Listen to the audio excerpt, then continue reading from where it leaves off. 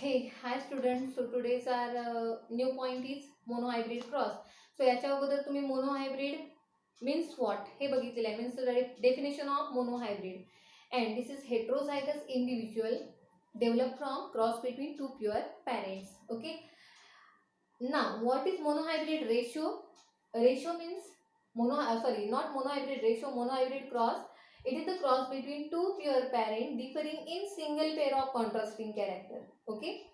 Cross between pure parents differing in single pair of contrasting character. इथे pure parents म्हणजे काय, तर parents म्हणजे एक आई आणि एक वडील, बरोबर, दोन असतात. तसेच इथे दोन प्लांट असणार, एक मेल प्लांट एक female plant. So it is the cross between two pure parents differing in single pair of contrasting character, or in other words it is the cross between pure parent where inheritance pattern.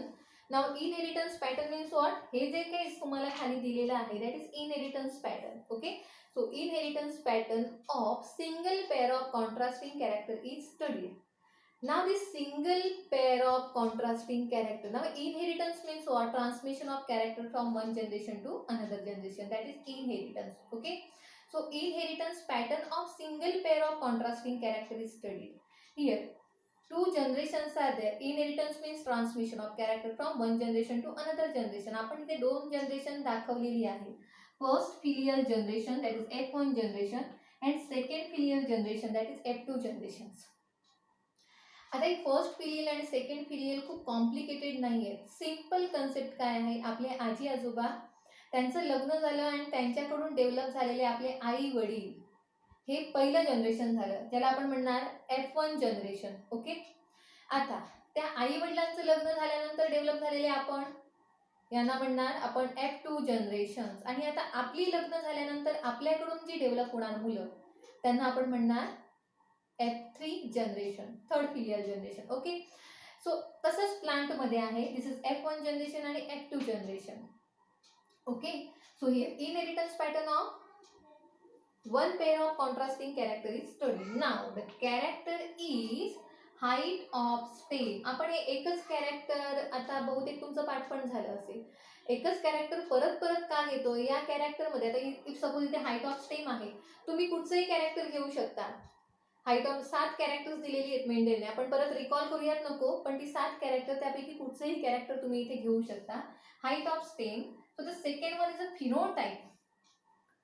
So height of stem मध्ये आपण दोन trait बघितलेले होते, dominant and recessive. So dominant trait is tallness and recessive trait is dwarfness, right. So tallness and dwarfness are the phenotypic expressions for that particular trait. Phenotypic expressions means what, external appearance of that particular plant for that particular trait. Now the genotypes which are responsible for the genes or the genetic constitution which is responsible for development of or determination of these phenotypic characters are capital T for tallness, small t for dwarfness. म्हणून तुमच्या basic concept clear पाहिजे. ज्या genetic टर्मिनॉलॉजीज आपण बघितलेले आहेत त्या व्यवस्थित पाठ करायचे किंवा समजून घ्यायचे आहेत, जेणेकरून पुढचे सगळे पॉइंट तुम्हाला इझिली अंडरस्टँड होऊ शकतात. So next one is formation of gametes. So the process called as meiosis, where reduction division is takes place and diploid number is converted into haploid number. आता इथे घेताना आपण दोन दोन गॅमेट न घेता एकच घेतलेला आहे. Why?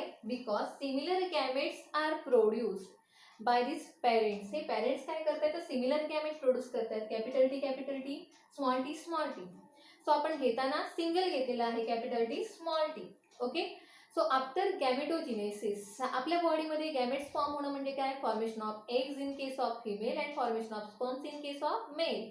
ओके, सो गॅमेटोजिनेसिसची नंतरची प्रोसेस आहे that is fertilisation, means union of male and female gamete. Now here union of male and female gamete results in formation of F1 offspring. कोण तयार झालेला आहे, F1 ऑफस्प्रिंग आपला तयार झालेला आहे. Okay, now capital T small t is a heterozygous condition. Capital T is a homozygous condition. Here capital small t is a homozygous condition, but here capital T small t is a heterozygous condition, and heterozygous condition means hybrid. That's why here H denoted for hybrid. Okay. हा H कशासाठी लिहिलेला आहे? For hybrid character. बुकमध्ये दिलेला नाहीये, हा इथे लिहिलेला आहे तुमच्या अंडरस्टँडिंगसाठी, कारण ते काय आहे? हायब्रिड आहे. आणि टॉल का म्हटलेला आहे पण पुढे त्याला? तर याच्या अगोदरच्या ज्या डेफिनेशन्स आपण बघितलेल्या आहेत डॉमिनंट अँड रिसेसिव्ह, त्यामध्ये आपण काय म्हटलेलं आहे? In a heterozygous condition, capital T gene expresses itself by suppressing the expression of small t gene. So definitely small t gene can't expresses itself even in the presence of capital T gene. So that's why the phenotypic expression is hybrid tall. Means in short, tall. Okay. So this is your first generation which undergoes selfing for occurring F2 generation. So selfing of F1 means capital T small t crosses with capital T small t, means two heterozygous individuals are there. Okay, capital T small t, capital T small t. So during gametogenesis, two dissimilar gametes are formed because of heterozygous condition. Heterozygous means dissimilar, दोन dissimilar allele एकमेकांसोबत असतील तर separate होताना ते दोन्ही वेगवेगळे म्हणून separate होणार. So here separation results in formation of capital T gamete and small t gamete. Along with this, here capital T gamete and small t gametes are formed. Okay. Now, after gametogenesis, fertilization takes place. So the possible combinations of offsprings. Now we will see these offsprings or the possible combination on this board, ज्याला आपण फुली गोळ्यांचा board म्हटलेला होता. This is now we are called it as checkerboard or Punnett square after the name of which scientist? Reginald C. Punnett. याच्या नावावरून त्याला आपण काय म्हटलेलं आहे? Punnett square. सो इथे आपण कॉलम दिलेले आहेत आणि आपण कॉलम एवढेच का घेतलेले आहेत? 1, 2 and 3. आपण 4, 5, 6 का घेतलेले नाही आहेत? कारण आपल्याकडे गॅमेट किती आहेत? दोनच आहेत. इथे पण गॅमेट किती आहेत? दोनच आहेत. सो दोन गॅमेट साठीच आपण घेतलेला आहे. इथे आपण दोन गॅमेट साठीच घेतलेला आहे कॉलम. ओके, लक्षात येत आहे? सो ना this checker board represent possible combinations for F2 generations, okay, or F2 offsprings. Okay, now these possible combinations are आपण कंप्लीट केलेली आहे, तुमच्या बुक मध्ये इनकम्प्लीट आहे. सो पॉसिबल कॉम्बिनेशन्स आपण घेणार कसे? तर हे जे गॅमेट्स आहेत दोन, ते आपण इथे घेतलेले आहेत ॲज अ फिमेल गॅमेट म्हणून. पुढचे दोन गॅमेट परत आपण घेतलेले आहेत इकडे capital T and small T as a mail gamete म्हणून. ओके. सो जसं आपण बाहेर एखादी संख्या असेल तर त्याने आपण कंसातल्या संख्येला गुणतो, बरोबर. सो सिमिलर प्रोसेस इथे आपण करायचं. Suppose capital T small T हे कंसात आहे. ओके, आता कॅपिटल टीने या दोघांना आपण गुणायचं आहे. ओके, सो कॅपिटल टी मिळाले दोन्ही कॅपिटल टी. ह्या कॉलम मध्ये ही दोन कॉम्बिनेशन येणार capital T. So this two gametes fertilizes results in formation of offspring that shows genotypes or genetic constitution capital T and represent phenotype tall. Okay, so phenotypic character is tall. So second one is capital T small t. So here capital T small t. आता हा column आपला हा complete झाला, बरोबर. आता आपण खाली आलो small T and capital T. इथे मात्र डॉमिनंट जीन पहिला लिहिणार तुम्ही आणि रिसेसिव्ह जीन नंतर लिहिणार. So small T and capital T, right. So capital T आणि स्मॉल टी असं लिहिणार. स्मॉल टी कॅपिटल टी लिहिणार नाही.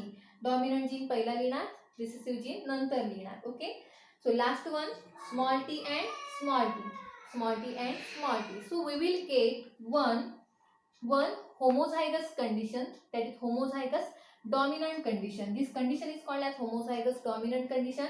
One homozygous recessive condition, okay, and two heterozygous condition. या दोन्ही काय आहेत? heterozygous conditions आहेत, means having two dissimilar alleles. ना याच्यावरून आपण काय करणार?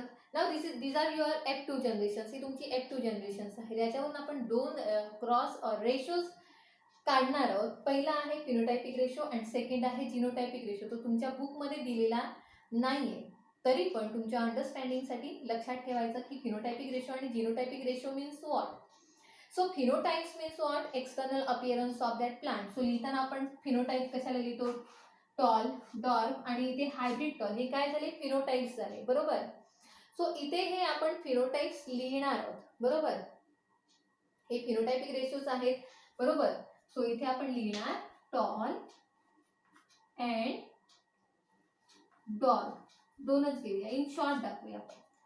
सो इथे टॉल मध्ये आपण इंडिव्हिज्युअल काउंट करणार आहे. या टॉल मध्ये प्युअर टॉल किती आहे, तर हा एक इंडिव्हिज्युअल आहे प्युअर टॉल, बरोबर.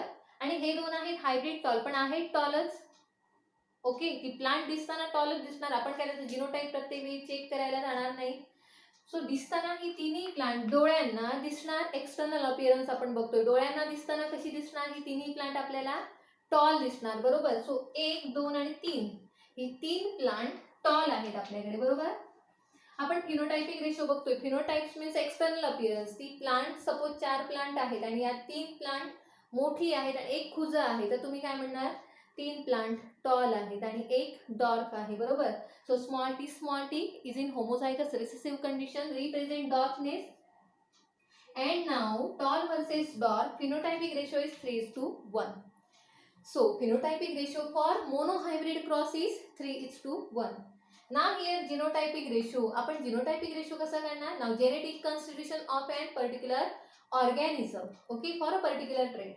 आता जेनेटिक कॉन्स्टिट्यूशन म्हणजे तुम्ही लिहिताना जीन्स लिहिणार. इथे आपण लिहिताना काय लिहिलंय, टॉल आणि डॉर्क म्हणजे कॅरेक्टर लिहिलेली आहे, बरोबर. फिनोटाइपिक एक्सप्रेशन्स लिहिलेली आहे. इथे आपण लिहिणार पहिला कॅपिटल टी. आणि आपल्याकडे 3 प्रकारची कॉम्बिनेशन्स आहेत, राईट. आपल्याकडे कॅपिटल टी आहे, दुसरा कोण आहे, कॅपिटल टी स्मॉल टी आहे, तिसरा आहे स्मॉल टी, बरोबर.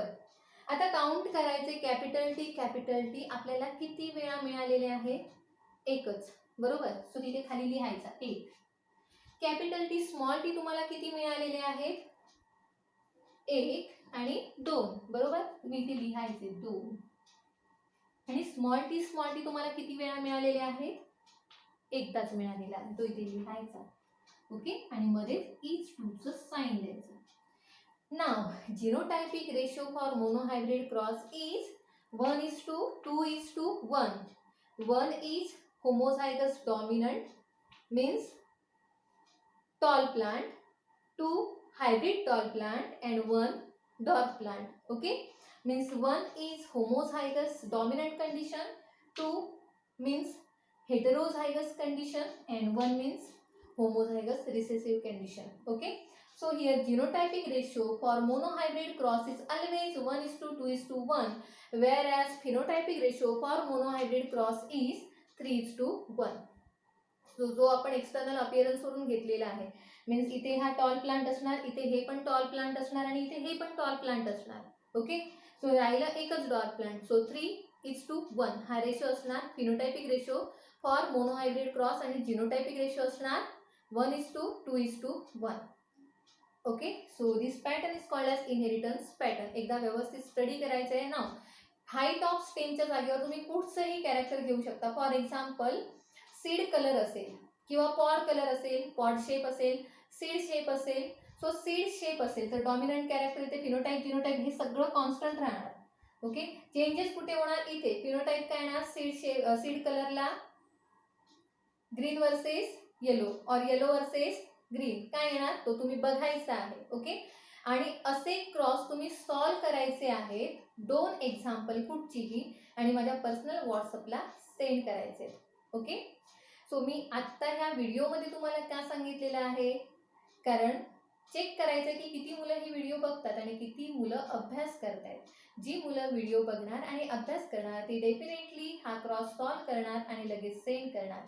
बाकीच्यांनी ज्यांनी करून पाठवलेलं आहे त्यांनी इतर मुलांना चुगली करायची नाही, ओके.